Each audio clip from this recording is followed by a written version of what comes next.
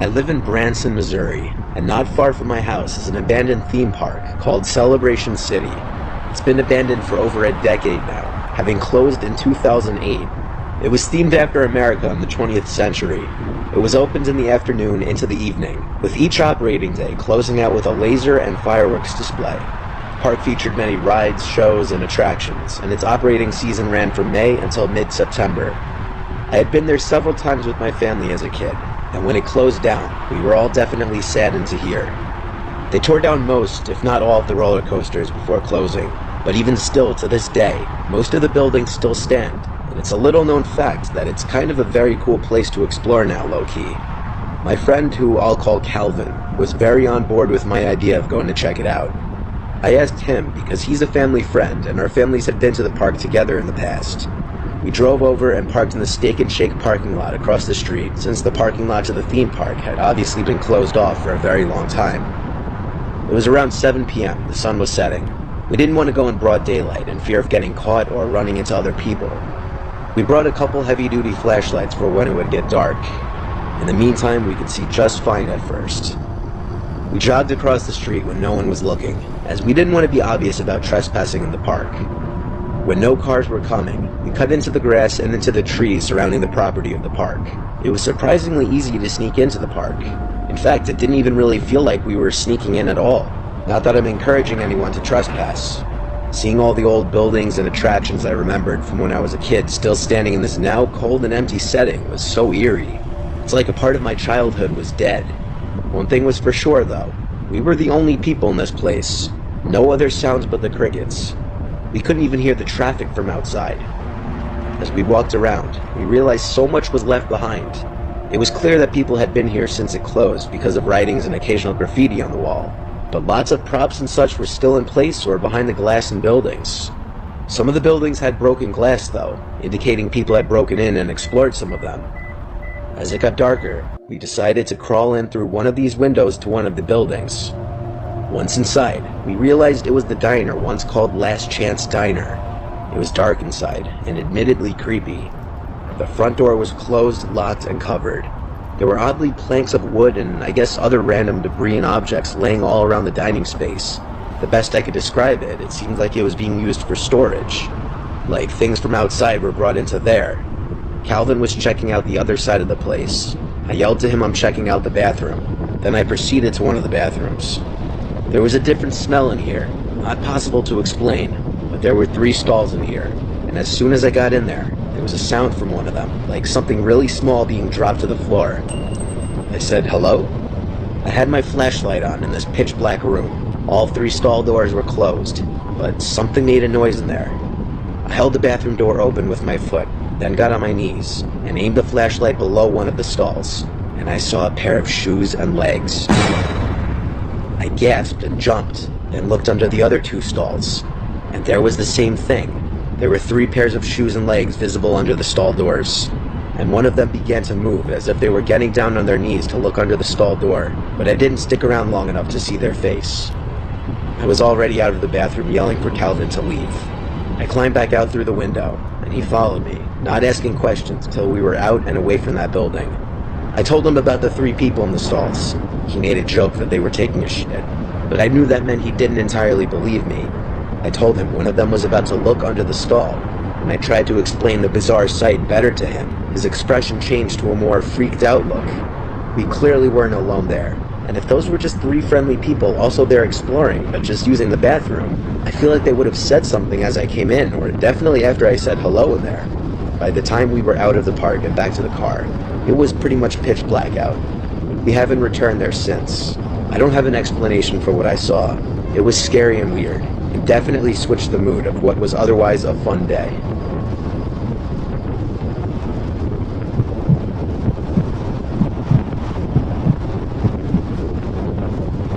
I'm a 30-year-old woman living alone in a mid to lower income area. There's some crime in my town, but I don't live in a ghetto. Still, sometimes I do feel a little uncomfortable. I don't know a lot of my neighbors too well, other than my next door neighbors, who are both nice. The houses across the street are a different story. I like knowing my neighbors because it makes me feel a little safer living alone. I'm a big scaredy cat, so my biggest fears of living alone came true when one night I was in bed trying to fall asleep. It was pretty late on a work night, past 11. I heard the leaves slightly crunching on the side of the house. Human or not, I couldn't tell. There are a lot of cats and raccoons walking around here at night. The following night, I was awoken to something outside my window, like a singular crack or tap. It must have been the window frame. It was October, so I still had the windows open for air. So I guess out of pure instincts, I said, "Who's there?" I didn't hear anything after that. I got up and lifted my blind, and no one was outside. 2 nights in a row of this. I was starting to think I was getting paranoid over the smallest things, like regular house noises. So I tried to fall back asleep, but that same night, I woke up again. This time to some scratching or scraping sound from the backyard. I heard it through the window. I got up from my bed and went out to the little living space by the back door. I heard the clicking louder now. It was right outside the sliding door. I turned on the light in the living space, and then the sound stopped. I went over to the sliding door, which is covered by a sliding curtain. I was so scared to pull it, expecting to see someone, but when I yanked it open like a band-aid, no one was there. I flicked on the backyard light and slid open the door. I was relieved to see no one out there, including raccoons or some other pests. I listened to the crickets for a minute, then heard something in my tiny yard. Something rustling in the bush. I looked at the bushes. They're too thick to really see anything, but they're definitely a good place for someone to hide. And if that sound wasn't a raccoon or possum, I didn't want to know what it was. I went back inside. I made sure everything was locked. I went back to my room and even locked my bedroom door. After about 10 minutes of laying in my bed, there was a knock at my front door this time. I was starting to freak out now. I ignored it and stayed in my bed. No one should be knocking this late at night. If it happened again, I'd call 911. It didn't happen again. I somehow fell asleep eventually after that. The next day, I went straight to Best Buy with my brother, and he helped me pick out a doorbell camera and a security camera set. He helped me install both of them, the doorbell camera in the front and the other cameras in the back, both in low-key spots. My brother also spent the night that night to make me feel better. He slept in the guest bedroom. We were both in our own beds trying to sleep, and I got an alert on my phone, motion detected on my property. I opened the Ring app, and I screamed because there was someone in the black and white video trying to pick the lock to the back door of my house.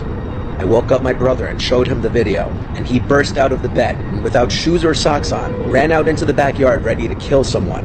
But my scream chased the person away, which we saw while playing the video back. My brother screamed outside my yard to never come back as loud as he could, and undoubtedly, the person trying to break in heard it. We couldn't identify the man's face. He had a hood over his head and was wearing all dark clothing, but not in a single frame could we see his face. He was also wearing gloves, which meant he left no fingerprints. We called the police, even knowing there wasn't much they could do. It just felt like we needed to have them come to keep a lookout. After that night, nothing similar ever happened again. Not to toot my own horn, but I am on the more attractive side, and what really scares me is the possibility that this was someone who knew who I am, a young single woman living alone in a house. It makes me wonder if it's possible that this was someone who lives on my street, one of my neighbors. I guess I'll never know.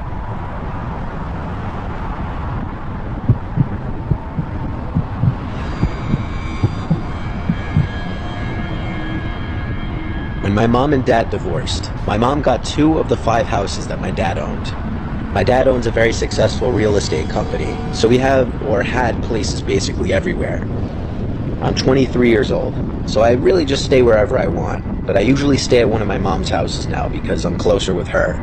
This was one of the many weeks that my mom was at our beach house, and I was alone at the main house.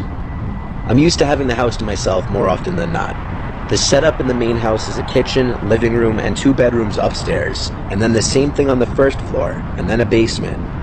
My bedroom is in the upstairs. I mainly use the kitchen and living room up there too, while my mom uses the downstairs for herself. It's a nice setup. The house has 3 entrances, a front, back, and a side entrance. The side entrance leads out to where all the garbage cans and such are. I usually go out that door when taking out the trash. Anyway, the story really begins when I started noticing a lot of my clothes were missing. I'd call my mom anytime this happened if she wasn't home, and ask if she'd moved anything out of my clothing baskets. Usually she'd say no, since we live in separate floors of the house. But even this couple of weeks that I was home alone, an extended period of time, I was noticing some of my favorite shirts were missing. My room is usually pretty messy, admittedly, but even after digging through everything, I couldn't find a bunch of specific pieces of clothing. It made no sense. I even resorted to checking my car and the downstairs in my mom's room. Nothing. I came up with the idea that maybe one of my friends or multiple friends took my clothes for whatever reason, or more realistically that they'd eventually just come up on their own, and I just left it at that. When I'm alone, I sleep with the door cracked open just so I could hear if, God forbid, someone were trying to break in. I was watching a movie on my laptop when my bedroom door suddenly shut. It didn't slam, but it didn't exactly close softly either. I had the ceiling fan on in both windows, so I thought maybe it was a draft. It does sometimes happen. But then I heard something from outside my bedroom down in the hall. My reaction isn't exactly what most people would do while home alone. I got out of bed and ran to the door and opened it. The hallway light was off. I turned it on, then walked towards the living room, and there was no one sitting on the couch or anything nightmarish like that. I wasn't satisfied yet, though. I went downstairs to my mom's floor and looked around, in her rooms, kitchen, and living room. But then I noticed the basement door ajar. The light switch for the basement is right atop the stairs. It's a string you pull down. I went down into the basement, a relatively unused basement. There's just a couch, TV, a few workout machines, and a small room with a punching bag down there. There's also 4 doors that lead to closets, and a smaller door you have to crouch down into to get into this little crawl space type closet. Neither my mom nor I really go down there at all. I caught through my peripheral vision. The little door to the crawl space closet moved just a little bit. My heart literally dropped, but I approached it just a little bit. I stopped, and now felt like my heart just completely stopped as well, when an arm came out from the darkness of the little closet and pulled the door ever so lightly shut. I quietly but quickly went back up the stairs, wanting to run and be out of this house. I called 911 first thing and reported that there was a stranger in my house. Thank God I was quiet about leaving the basement and didn't give away the fact that I saw. The police showed up with their lights on, but not their sirens. All 4 of them came down to the basement with me, and they ordered the person in the closet out. The door slowly opened, and there was a bald, 50-something-year-old man with a nose too small for his squished-looking face. He had his hands up, and he was wearing one of my shirts. In fact, inside of the crawl-in closet were a number of my mom and I's belongings, mostly clothing. The whole closet smelled like piss, which begged the question how long he'd been there. Since there was no visible damage in the house other than piss stains, but several of our belongings were found in his possession, he was charged with 3rd-degree burglary. Somehow that's it. My mom and I obviously didn't want any of the clothes that gross creep wore back. I blame myself for most likely leaving the side door unlocked one night after taking out the trash. I learned my lesson. Lock the doors. The idea that someone could be in your house, even living in it at any moment because of an unlocked door, should not be taken lightly.